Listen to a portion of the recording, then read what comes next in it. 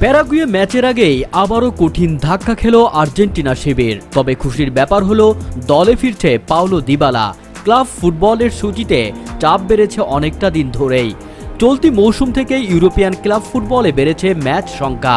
Champions league আর Europa লিগের ঠাসা সূচিতে মানিয়ে নিতে হিমশিম খাচ্ছে ক্লাব ও খেলোয়াড়রা, যার প্রভাব পড়েছে খেলোয়াড়দের ফিটনেসে। একের পর এক তারকা ছিটকে যাচ্ছেন ইনজুরির কারণে। সেই তালিকায় নতুন করে সংযোজন আর্জেন্টিনার ডিফেন্ডার লিসান্দ্রো মার্টিনেজ। গত দুদিন আগেই আবার দল থেকে বাদ পড়েছে গঞ্জালেজ, যা নিয়ে রীতিমতো চিন্তার ভাঁজ পড়েছে আর্জেন্টিনা শিবিরে।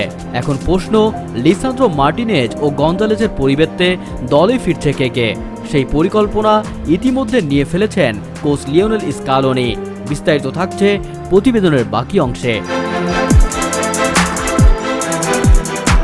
আসন্ন বিশ্বকাপ বাছাই পর্বের ম্যাচে আর্জেন্টিনার স্কোয়াডে ডাক পেয়েছিলেন তিনি। তবে ইনজুরির কারণে বিশ্বকাপ বাছাইয়ের সামনের দুই ম্যাচ থেকে ছিটকে গেলেন ম্যানচেস্টার ইউনাইটেডের এই defender Lisandro Martinez. Argentina football association নিজেদের বিজ্ঞপ্তিতে জানায়, প্রিমিয়ার লিগের শেষ ম্যাচে লেস্টার সিটির বিপক্ষে চোট পান লিসান্দ্রো। যদিও তিনি কী ধরনের চোটে ভুগেছেন তা ক্লাব ও জাতীয় দল কেউ জানায়নি। দিন দুয়েক আগে ঘরের মাঠে আন্তর্জাতিক বিরতির আগে নিজেদের সর্বশেষ ম্যাচ খেলেছিল ম্যানচেস্টার ইউনাইটেড। সেই ম্যাচেই ইনজুরিতে পড়েন লিসান্দ্রো মার্টিনেজ। এই বছরের আর্জেন্টিনা খেলা 10 ম্যাচের 10টিতেই মাঠে ছিলেন লিসান্দ্রো মার্টিনেজ। 2019 সালে অভিষেকের পর সব মিলিয়ে এখন পর্যন্ত জাতীয় দলের জার্সিতে তিনি খেলেছেন 26টি ম্যাচ, ছিলেন 2022 সালে জয় করা বিশ্বকাপের স্কোয়াডেও। তবে টিওয়াইসি স্পোর্টসের সূত্র অনুযায়ী লিসান্দ্রের পরিবর্তে দলে ফিরবে মেদিনা। অন্যদিকে অক্টোবরের শুরুতে চ্যাম্পিয়ন্স লিগের ম্যাচে আরবি লাইপজিগের বিপক্ষে ডান পেয়ে চোট পেয়েছিলেন গঞ্জালেস। হ্যামস্ট্রিং ইনজুরিতে ম্যাচের 12তম মিনিটেই মাঠ ছাড়তে হয় তাকে। এরপর আর্জেন্টিনা বা জুভেন্টাসের হয়ে আর কোনো মাঠে নামা হয়নি তার।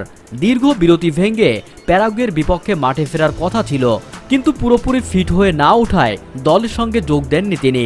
তবে তার বদলি হিসেবে কে দলে জায়গা পাবে সেটাও ঠিক করেছেন আর্জেন্টাইন কোচ লিওনেল স্কালোনি। গুঞ্জন রয়েছে গঞ্জালেসের পরিবর্তে দলে ফিরছে পাওলো দিবালা। তবে মেদিনা এখন পর্যন্ত আর্জেন্টিনার হয়ে কেবল 3টি ম্যাচ খেলেছেন। এর মধ্যে তিনি শুরুর একাদশে ছিলেন শুধু সর্বশেষ ম্যাচে গত বছরের জুনে ইন্দোনেশিয়ার বিপক্ষে। চলতি বছরে প্রথমবার তাকে আলবিসেলেসদের একাদশে দেখা যেতে পারে।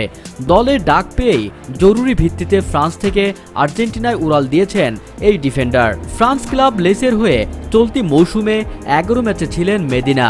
তার দল আছে ফ্রেঞ্চ লিগের 7ম স্থানে। জাতীয় দলে ডাক পাওয়ার ক্ষেত্রে ইংলিশ ক্লাব বেনমাউথের মার্কো সেনেসিকে টপকে গিয়েছেন তিনি। এর পিছনে অবশ্য বড় কারণ মেদিনার ভিন্ন ভিন্ন পজিশনে খেলার সক্ষমতা।